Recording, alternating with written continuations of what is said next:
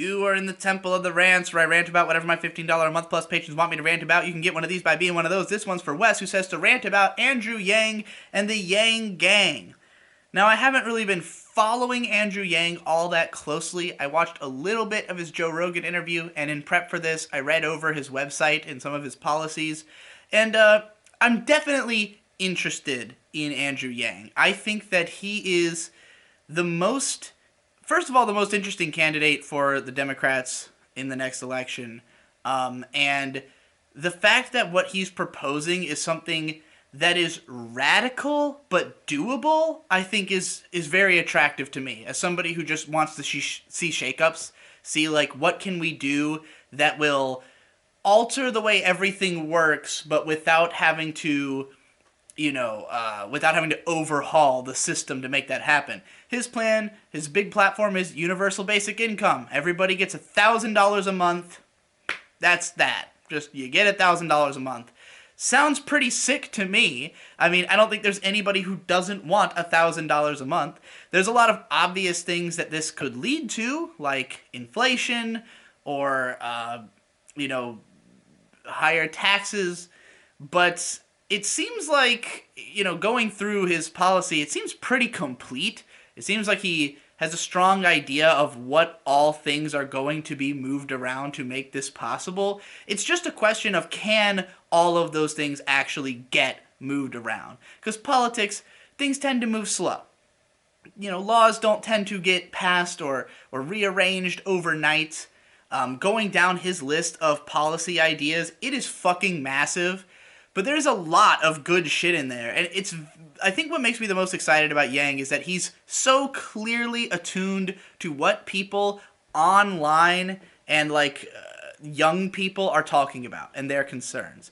It's obvious that he's somebody who's, watching YouTube, watching John Oliver, learning what people are concerned about and is trying to do something about those things. The fact that included in his policies were making daylight savings time year-round, getting rid of the penny. It's like these are the kind of things that, have been in the popular consciousness online in a big way, but not necessarily in the wider, normie world, I guess. So he really strikes me as the guy for if you wanted Zoomers to vote. If you want people who are younger to vote.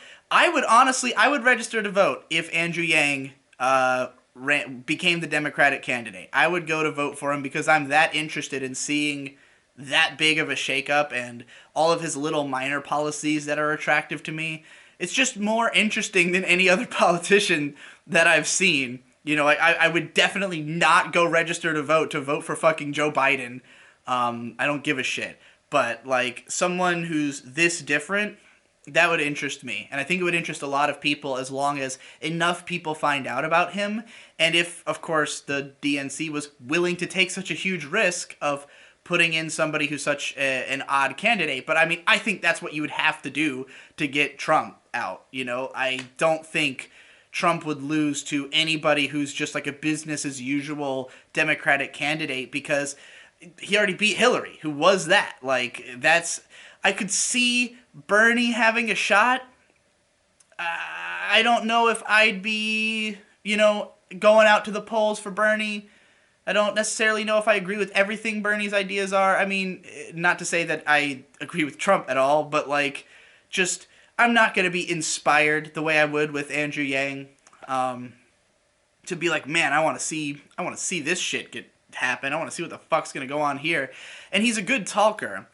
I had this theory before I found out about him way back towards the start of the year after tripping acid all night. I came up with a theory that the next evolution of leaders, the leaders who are going to resonate with the Zoomers, are going to be people who have a very different brand of charisma. It's not going to be people who are loud talkers, people who are very rally the troops mentality. It's going to be people who are more laid back and highly logical. People who can answer your questions calmly and easily, who make it out like all of this just makes sense. You just gotta put this round peg in the round hole and everything's gonna work out, that's the way he communicates. He's like exactly the guy who I was envisioning when I talked about this to Zen Huxtable, where I was saying, like there is a way to be a charismatic computer of sorts, somebody who looks at the mechanism of everything and says like,